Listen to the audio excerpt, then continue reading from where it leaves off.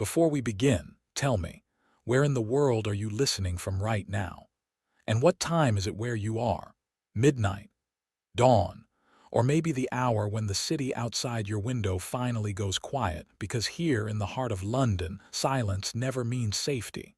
Sometimes it's the sound just before something terrible surfaces. Welcome to Quiet Crime of London. London, 1887. The River Thames winds through the heart of the city, broad and indifferent, its tide moving with the same cold rhythm that has carried the empire's fortunes for centuries. By day, it is a highway of commerce and industry. By night, it becomes something else, a mirror for the city's sins. Along its banks stand warehouses, docks and slums where thousands toil for a few pennies a day. London is loud, crowded, and smelling of coal and sewage, but beneath the noise runs a current of fear that few admit. On a gray morning in May of that year, two dockworkers at Rainham, a quiet settlement downriver from the city, notice something unusual floating by the shore. At first, they assume it's a bundle of rags or a sack of rotten meat tossed from a boat. The river often throws up refuse from the capital. But as it drifts closer, they see the cloth is tied with rope and stained a deep, unnatural red. They haul it out and set it on the muddy bank. When the rope comes loose and the cloth unfolds, the men stumble back, speechless. Inside lies the torso of a woman. No head, no arms, no legs, just a trunk of flesh and bone, severed cleanly at the joints as though cut by a surgeon's hand. Within hours, the Metropolitan Police arrive from London. Inspector David Badcock takes charge of the case. The body is lifted from the mud and sent to the mortuary. There, doctors and surgeons work in silence under the dim gaslight. They note the precision of the cuts, the absence of defensive wounds, and the fact that the dismemberment was done after death. Whoever did this was not an ordinary criminal. The saw marks are fine and even. The knife cuts smooth, not ragged.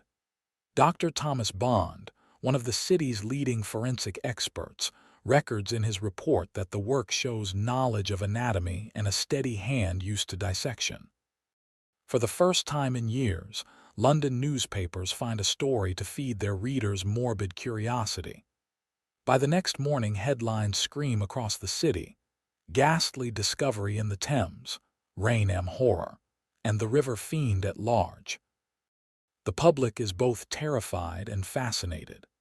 The idea of a killer who carves bodies to pieces and casts them into the river captures the Victorian imagination like nothing before. Crowds gather on the banks hoping to see the spot where the remains were found. Rumors spread that the victim was a lady of high society, a maid who knew too much, or a foreign woman brought to ruin. Every version of the story adds new fear to the city's nights. Police drag the river for more evidence. Within days, an arm is recovered downstream near Barking.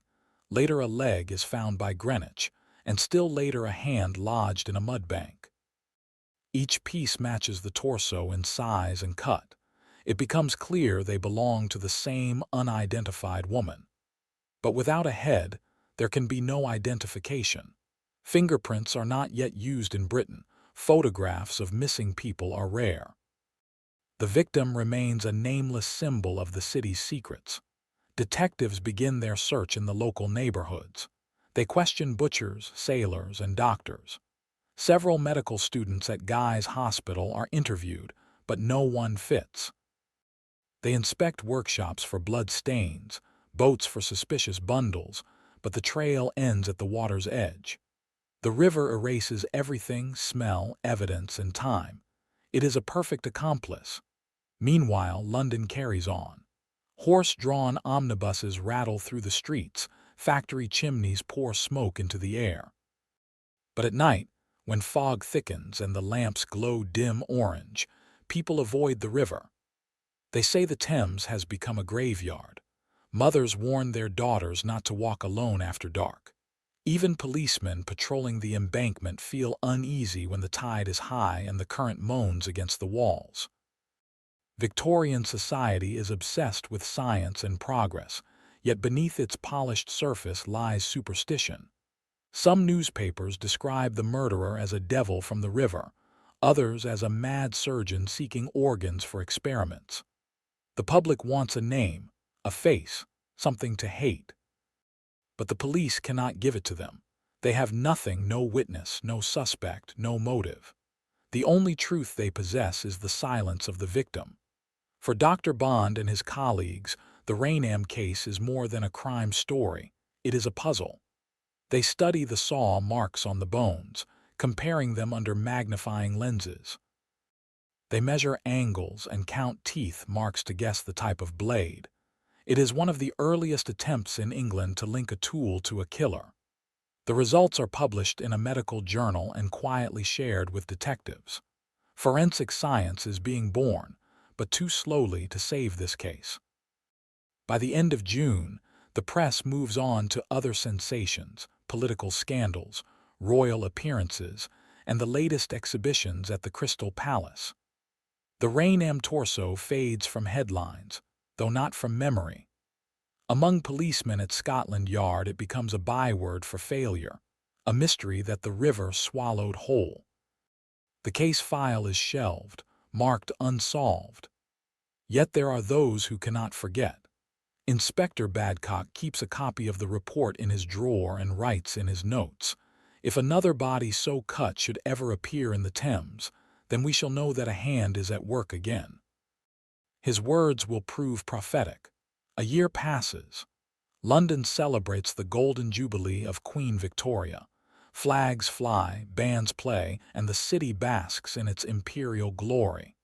But beneath the music and cheers lurks a memory that will not fade. Every policeman stationed along the river glances at the water with a trace of dread, because they know the Thames never forgets. In the winter months, bodies still float up from time to time, suicides, accidents, victims of drunken fights. But none show the same terrible precision as Rainham. The city begins to believe the nightmare is over. It is wrong. The Rainham torso case marks a turning point in London's understanding of crime. Before this, murder is personal, drunken brawls, domestic quarrels, acts of rage. This one is different. It feels planned, methodical, dehumanized. The killer is not motivated by money or jealousy, but by something colder, control, perhaps curiosity. It is the first time the press uses the phrase dismemberment murder to describe a crime. The idea of a serial killer, though unnamed, enters the public consciousness. In working-class districts like Whitehall and Limehouse, people start to see danger everywhere. A man carrying a bag of tools is suddenly a suspect. A doctor walking home after midnight is watched from windows. Policemen receive letters accusing neighbors of dark deeds. London is a city on edge, and the river flows through its nerves like a vein of unease. Months later, when the fog returns thick and yellow, a laborer working by the Embankment swears he saw a man drop a bundle into the water at night. By the time police arrive, the current has carried it away. They dredge for hours but find nothing. Still, the report is entered into the books. Possible connection with Rainham case. It sits there like a seed waiting to sprout. No one knows how many women vanished in those years. In the crowded East End, where poverty and disease claim lives daily, few missing persons are ever recorded. The victim from Rainham could have been a servant dismissed without reference, a factory girl, a prostitute, or a wife abandoned by her husband. In Victorian society, the poor vanish quietly. The killer knew this and chose well. For the scientists of the era, the case also presents a challenge. How does one identify a person without a face? How to trace a crime committed in a river that washes away every trace? From these questions would grow the early ideas of forensic anthropology and the study of tool marks, methods still used today. But in 1887, such concepts are only dreams. In Rainham churchyards, people still talk about the woman whose body came from the river. Fishermen swear they hear her calling when the tide turns. Children dare each other to touch the mud where she was found. The story enters local folklore, a ghost tale told by lamplight. But for detectives and doctors, it remains a real wound, proof that some crimes can exist without answers. As spring turns to summer again, the case has all but disappeared from conversation. Then, in October of the following year, workers constructing the new Scotland Yard building on the Victoria Embankment make a terrifying discovery. Another female torso buried in a cellar beneath the very headquarters of the police. The cuts, the size, the method, all the same as Rainham. London will know this as the Whitehall mystery. And when that happens, every officer will remember the words written after Rainham. If another body so cut should ever appear in the Thames, then we shall know a hand is at work again. The Rainham torso is therefore not an isolated horror, but the first chapter of a larger story that will unfold over the next 2 years. A story of blood, science, and silence. It marks the beginning of what historians will later call the Thames Torso Murders. Looking back today, the case still defies explanation. No photographs survive, only sketches in old police ledgers and yellowed newspaper clippings. Modern researchers who re-examine the files find no mistake in the original work. The Rainham discovery had faded from the papers, but not from memory. Within Scotland Yard, officers still spoke of the unnamed woman whose body had floated in from the Thames. The case file rested on a dusty shelf, marked Unsolved, but it was more than a record, it was a warning. A single line written in the margin by an inspector read, "If another body so cut should appear, then we shall know a hand is at work again." Barely a year later, that line would come true. It is the autumn of 1888. London stands at the height of the Victorian age, the city humming with power and fear. Gas lamps flicker through fog. The rattle of horse carts fills the narrow streets. The new headquarters of the Metropolitan Police, New Scotland Yard, is rising along Victoria Embankment, its brick walls still smelling of wet mortar. The building is meant to symbolize modern law and order, a fortress of reason in a city of crime. Yet beneath its foundation, death waits. Late in September, laborers working on the lower floors notice a foul odor drifting from a corner of an unfinished cellar. At first they think it's a dead rat or rotting timber, but the smell grows stronger each day. On October 2nd, one of the workers decides to investigate. He takes a shovel, pries open a heap of rubble, and there, half buried in the clay, lies a bundle wrapped in brown cloth. When he cuts the rope, the cloth falls open to reveal the decomposing torso of a woman. The shock runs through the building like a tremor. Police are summoned from the upper floors, and soon a dozen constables crowd the narrow space. The irony is bitter. A woman's body discovered beneath the very home of the detectives who were supposed to protect the city. Word spreads quickly, and by afternoon the press is outside the site, sketching every face, every wagon. Inspector Hanson from Scotland Yard takes charge. He orders the body removed carefully, for fear of destroying evidence. Doctors Bond and Hebert, who had examined the Rainham remains a year earlier, are called again. In the mortuary, the smell of decay is overwhelming, but what they see beneath the cloth freezes them. The cuts are the same, precise, clean, deliberate. The head, arms, and legs are missing.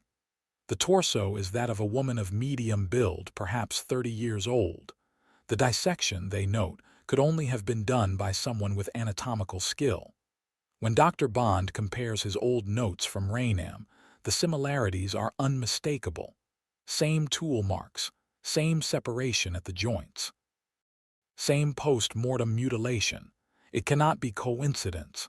Somewhere in London, a killer has returned to his work. The newspapers seize on the story at once. They christen it the Whitehall Mystery. The name comes from the district where the building stands, Whitehall, the seat of British government, a place of ministers and soldiers. To find a murdered woman buried under it seems a deliberate insult. Some journalists claim the killer is mocking the authorities. Others imagine a conspiracy reaching into the upper classes. Yet what truly fuels public fear is the timing. Only weeks earlier, the East End of London has been gripped by another horror, the brutal slayings of women in Whitehall, crimes soon to be blamed on Jack the Ripper. Now, while that murderer prowls the alleys of Spitalfields, another seems to haunt the river. Two killers, two methods, one terrified city. Reporters merge the stories, filling columns with speculation. Could the Ripper and the Torso Murderer be the same man, changing his style to confuse the police? Or are there two monsters loose in London, hunting different prey? Theories multiply faster than facts. Inside Scotland Yard, the pressure is unbearable.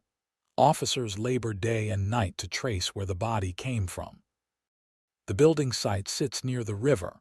Barges unload material there daily. A watchman swears he saw a man in a dark coat linger near the entrance one night, carrying a parcel, but cannot describe his face.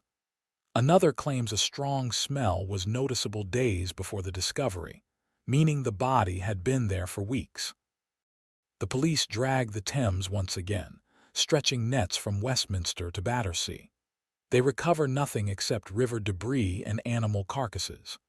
But 2 days later, a woman's arm is found floating near Pimlico, cut cleanly at the shoulder, wrapped in cloth similar to that found in the Whitehall cellar. A leg turns up weeks later at Chelsea Embankment. All belong to the same victim. Piece by piece, she returns from the river, only to remain nameless. Doctors reconstruct the timeline. The body had been dismembered at least 3 weeks before discovery. The killer likely transported the parts by boat under cover of fog, disposing of them gradually to confuse the searchers. He must have known the river intimately, its tides, its depths, the quiet spots where no one watched. The public fascination turns to panic. Ordinary people imagine body parts hidden in every crate or sack along the docks. Some insist that the police building itself is cursed. Letters flood the newspapers. Who is safe when death lies under the very feet of the law? Vendors sell pamphlets retelling the Rainham and Whitehall stories as Gothic entertainment. London is feeding on its own fear. Among detectives, division grows. Some are convinced this is the same man as Rainham's killer. Others argue that imitation or coincidence explains it. But Dr. Bond's confidence never wavers. He writes that both murders show a pattern so distinct that only one hand could have performed them. His report circulates privately through the force, urging vigilance along the Thames. Weeks pass.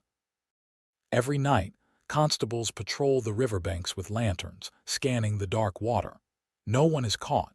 Then, in November, another report arrives, a package found near Battersea Bridge containing what seems to be human flesh. When examined, it turns out to be the remains of a pig. The city laughs nervously, but the police understand. Someone is mocking them. The killer, perhaps, still watches from the shadows. Meanwhile, attention drifts back to Whitehall. Jack the Ripper's name dominates every headline. The Torso Murders slip quietly to the back pages. For a time it seems that the river has gone still again, but detectives know better.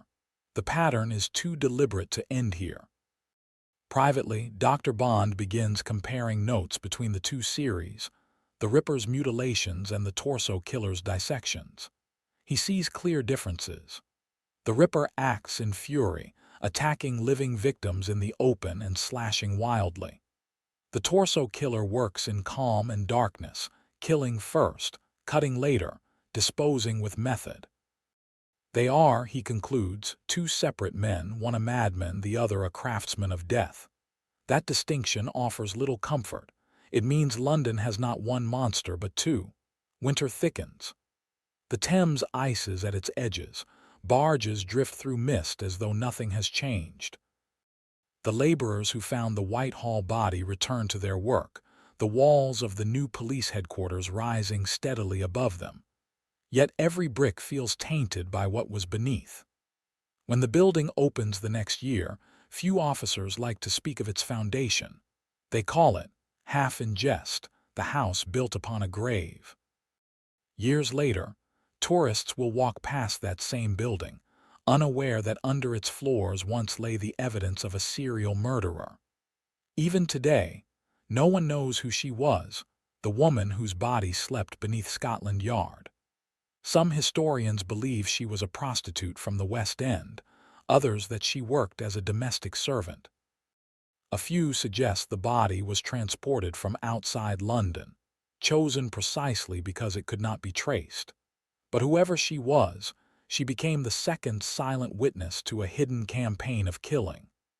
Her death confirmed what the Rainham investigators had feared, that someone in London was perfecting a method, learning from one crime to the next. For the public, the story ends with headlines. For the police, it becomes a riddle with missing pieces. Where was the head? How had the killer carried such a heavy burden through crowded streets unseen? Why choose the site of Scotland Yard itself? None of these questions find an answer. Each theory collapses under scrutiny. In later decades, researchers poring over the files would note a curious pattern. The sites of each discovery, Rainham, Whitehall, Battersea, form a loose curve along the river, spaced almost evenly apart. It suggests deliberate planning, as if the killer traced his crimes upon the city's map. Whether by design or coincidence, the image chills every student of the case, a trail of death following the Thames like a signature. As winter of 1888 fades into the new year, London hopes the darkness will lift. But in the spring of 1889, when the weather softens and the tides grow strong again, another set of remains will surface near 9 Elms and Battersea, the next chapter of the same dreadful tale. The press will call it the Battersea Torso. The police will call it confirmation. And once again, the river will speak. The Whitehall mystery stands today as one of the most haunting intersections of irony and horror in criminal history. A killer who placed his victim beneath the very feet of those sworn to find him. It proved that the Thames was not merely a witness to London's crimes, but an accomplice, concealing what the city could not face. When the foundations of New Scotland Yard finally dried and the offices filled with detectives, many whispered that the building was cursed from its birth. Perhaps it was. For though the walls gleamed new and the corridors echoed with the talk of justice, the memory of that buried woman lingered. Every creak in the night seemed to carry her name unknown, unspoken but never forgotten. And so the river kept flowing, carrying secrets from one shore to another, waiting patiently for the next bundle to break the surface. Because in London, the past never truly sinks. It drifts just below the waterline, waiting for someone to look down and see. The Thames never forgets. Through the winter of 1888 and the early months of 1889, its surface looks calm, yet beneath that gray water the tide hides a secret. The Whitehall mystery has barely faded from memory when the city begins to sense that something is moving again, unseen. Police patrols continue along the river, lanterns swinging in fog, but London grows restless. Jack the Ripper's name still echoes through Whitehall, yet another killer stalks the riverbanks, quieter, colder, and patient. By early spring, the nights grow shorter. Barges glide past the bridges, carrying coal and timber toward the docks. To the people of Battersea and 9 Elms, the Thames is simply part of life, a ribbon of commerce.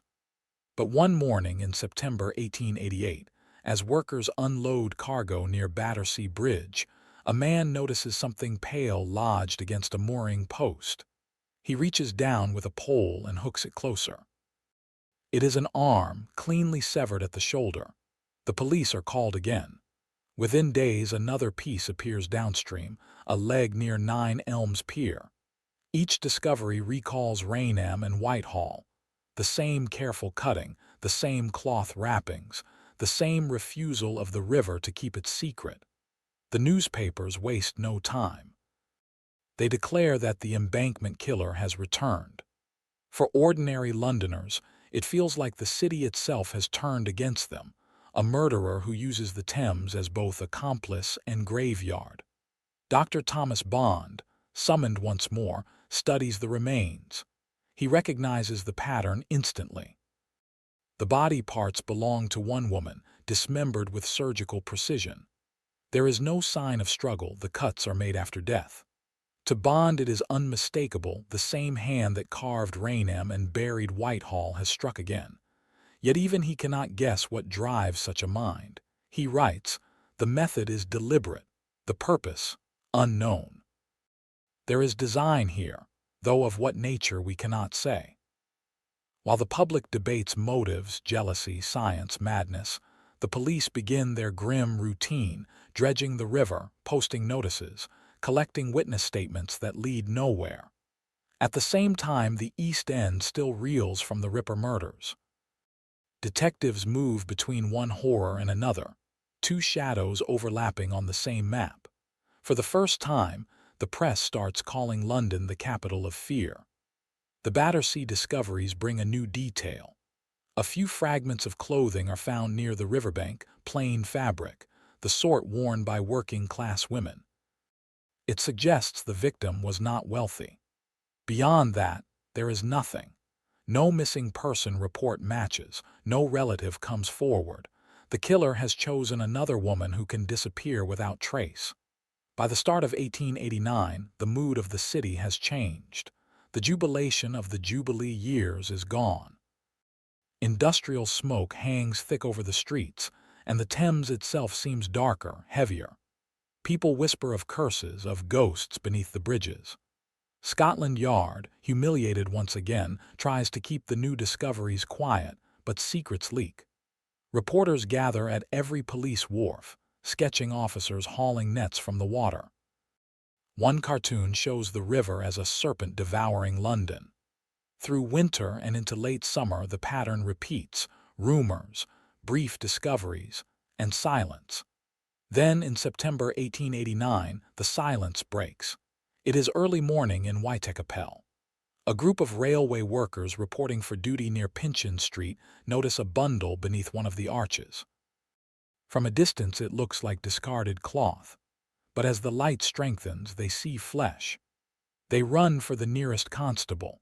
Within an hour the area swarms with police. When the cloth is opened, there lies a woman's torso, headless, limbless, bloodless, placed carefully as though on display. The scene is a few streets from where Jack the Ripper's victims were found only months earlier. The comparison is inevitable. Crowds gather, rumors spread like fire. Some claim it is the Ripper changing his method, others insist it is the return of the torso killer. The newspapers cannot decide, so they blend the two stories into one nightmare. London, they write, is hunted by two demons of the fog. Dr. Bond once again leads the examination.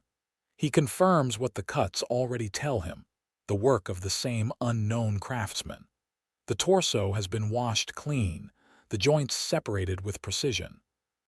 The killer, it seems, has grown even bolder, leaving the remains not in the river this time but on land, as if to prove his control. He wants the world to see. The police close off the area.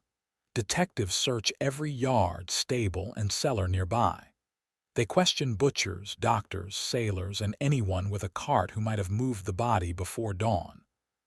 But Whitehall wakes early, and no one admits seeing anything suspicious. The killer must have known the streets, must have worked fast and without panic. When no head or limbs appear in the river, investigators realize he has changed his disposal method, perhaps burning or burying the rest elsewhere. The discovery electrifies the press. For the next weeks, London lives on the edge of hysteria. The word torso becomes as familiar as Ripper. Each paper invents its own theories: a medical student gone insane, a doctor performing secret experiments, a foreign sailor who kills for pleasure. A few point out the careful timing, each new body appearing about a year apart, always near the river, always when public fear begins to fade. It is almost as if the killer enjoys awakening the city's terror whenever it starts to sleep. Inside Scotland Yard, frustration turns to obsession. Some officers argue the murderer must work in a hospital or dissecting room, where access to sharp instruments and privacy are easy. Others suspect an abattoir worker, but no surgeon or butcher in the city is found missing tools or behaving oddly. The investigation expands to surrounding counties. Nothing surfaces. Forensic science in 1889 is still primitive, but Dr. Bond tries new methods. He measures the saw marks on the bones, comparing them to blades from local shops. He examines the tissues under a microscope for signs of chemical preservation. His conclusion is chilling. The killer operates quickly, within hours of death, using professional skill. In a note to the commissioner, Bond writes, "We are not looking for a madman in the street, but a rational man who plans, executes, and erases." That idea, a rational killer, frightens the public more than madness ever could. Madness can be caught, treated, locked away, but reasoned cruelty walks among the sane. As autumn deepens, the river becomes swollen with rain. The police continue their patrols, but no new bodies emerge. Some begin to hope the killer has left London. Others fear he has simply gone to ground, waiting for another season. The Thames moves on, carrying silt and secrets toward the sea. In the East End, poverty and disease claim lives daily, and soon the newspapers turn to other tragedies. The Torso Murders fade from headlines once more. Yet among detectives the sense of defeat lingers. The same file grows thicker: Rainham, Whitehall, Battersea, Pinchin Street, each with the same handwriting on the report: unknown female. Unsolved. Years later, historians will see these cases as connected, a single thread woven through London's most violent years. They will call the unknown man the Thames Torso Killer, though in his own time he had no name, only a shadow by the river. His work changed the way police thought about crime. It forced them to catalog details, to preserve bones, to compare saw marks, small steps toward modern forensic science. From horror, investigation evolved. But in 1889, that progress offers little comfort. For every step the detectives take, the killer seems already to have walked ahead. He knows the river better than they ever will. He understands its currents, its hiding places, its silence. When he drops another body part into its depths, the water closes over it like a promise. London, meanwhile, pretends to forget. New theaters open. The first electric lights glow in the West End. People speak of progress and civilization. Yet every so often, a barge man hauling his ropes at dawn sees something drift past. A pale shape, a bundle of cloth, and for a moment, everyone remembers. In time, the Pinchin Street case too will join the list of mysteries with no ending. The killer will vanish as suddenly as he appeared, leaving behind only questions. Was he a doctor? A butcher? A man driven by hatred, curiosity, or art? No one will ever know. What remains is the river itself, the eternal witness. It carried the evidence, betrayed the secrets, and swallowed the truth. The Thames that once symbolized the empire's power became, for a few terrible years, its grave. When modern visitors walk the Embankment or cross the bridges at dusk, they see only the reflections of lights and buildings. But beneath that calm surface lies history, a century-old whisper of crimes unsolved and women unnamed. The water still moves with the same rhythm, indifferent, patient, remembering. The Embankment Killer, as the papers called him, was never caught. His victims never found justice. Yet his crimes forced London to look at itself, a city proud of progress but blind to the suffering beneath. In the fog and filth of those years, science was born out of blood, and the law learned humility. By the time the century turned, the Rainham, Whitehall, and Pinchin Street files had been packed away, their pages brittle with age.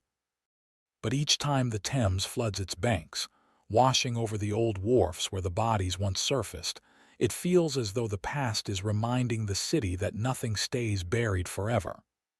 Because in London, the river keeps its own memory. And sometimes, when the tide is right and the fog rolls in, you could swear it whispers the same name, not of a killer or a victim, but of a mystery that never died. They called it a mystery that never died, and they were right. For even as London marched into a new century, the river kept whispering its unfinished story. The Thames had carried empires on its back, but in its depths it carried the ghosts of 4 women: the Rainham victim, the Whitehall woman, the Battersea unknown, and the Pinchin Street torso. Their faces were never seen again, their names never learned, yet together they formed a pattern that defined the darkest corners of Victorian London. After the final discovery in 1889, the city wanted silence. The newspapers moved on. The Ripper scare had ended and people longed for distraction, not dread. But for the detectives who had touched those bones, the case lingered like a stain. Every time the tide turned, they remembered the promise of the river that what it hid today, it might reveal tomorrow. Dr. Thomas Bond, aging and weary, still believed the crimes were the work of one mind. In his private papers, he wrote that the killer must have been an educated man, steady of hand, and utterly without conscience. He imagined someone with surgical knowledge, perhaps a disgraced doctor or a medical student turned predator. Others disagreed. Inspector Reed argued the murders were the work of a butcher familiar with carcasses, but not with science. Yet neither theory brought them closer to the truth. The file remained open, its pages growing yellow at the edges. As years passed, the case turned from investigation to legend. Each generation added new suspects. Some claimed the torso killer was none other than Jack the Ripper himself, refining his art after the Whitehall murders. But the evidence contradicted that. The Ripper's rage was spontaneous, explosive, driven by hatred. The torso killer worked with cold logic, killing first, cutting later, and hiding his victims with methodical care. Their crimes were not cousins but opposites, one chaos, the other control. Still, the two stories merged in the public mind. For the newspapers, it was convenient to speak of a single monster haunting the fog. Fear sells better when it has one name. So the torso killer faded into the Ripper's shadow, even though his deeds were equally terrible and perhaps more sophisticated. The world forgot him, but the river never did. Inside Scotland Yard, new recruits occasionally asked about the old cases. The veterans would smile grimly and say, "You'll find the answer in the Thames, if you can make the river talk." It became a saying among detectives, a warning that some crimes resist reason, that evidence can drown as easily as men. At the turn of the century, London began to change. Electric light replaced gas lamps, trams replaced horse carriages. The embankment was widened and paved, the wharfs cleaned. Progress covered the scars, but it could not erase memory.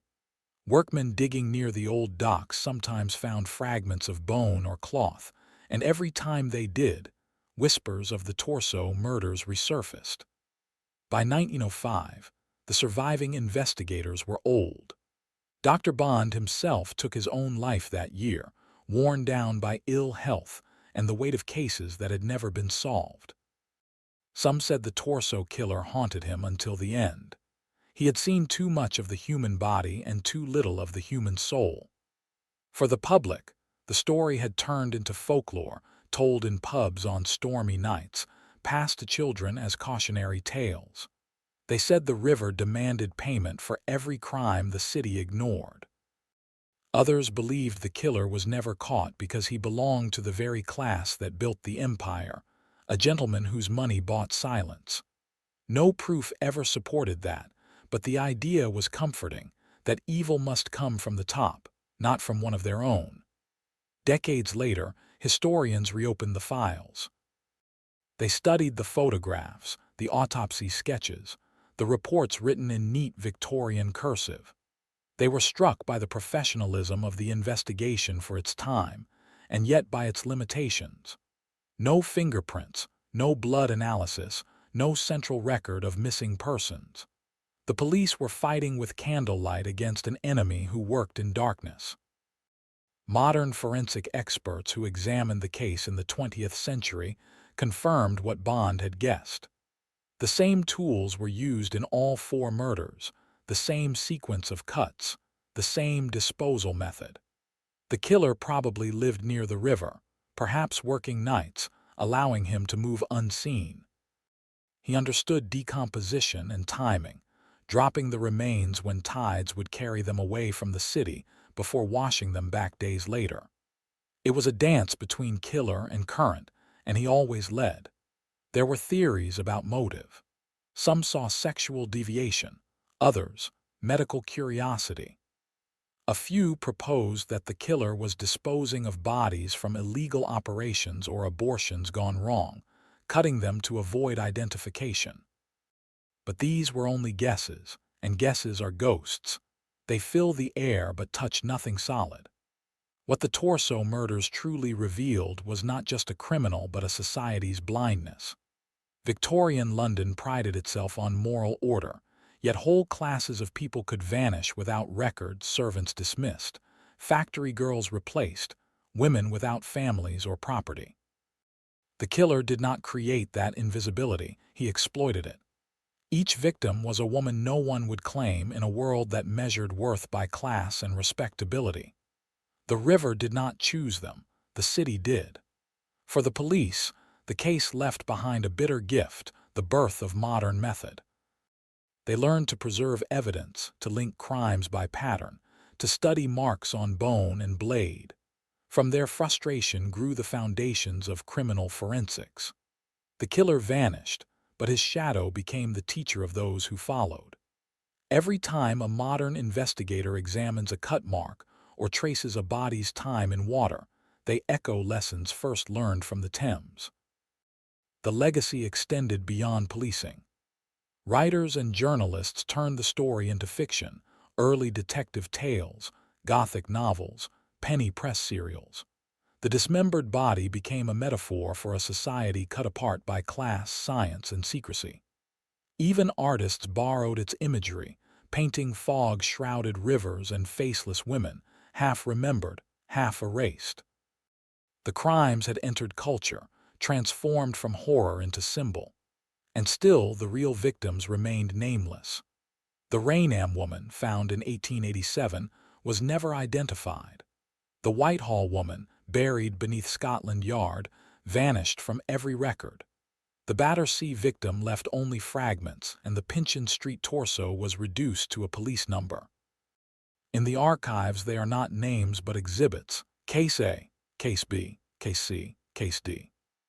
4 women erased twice, once by the killer, once by history. In the late 20th century, when DNA analysis arrived, there was hope the remains, if any survived, might finally speak, but by then the evidence had decayed or been lost. The bones once stored in museum basements had been reburied, unlabeled.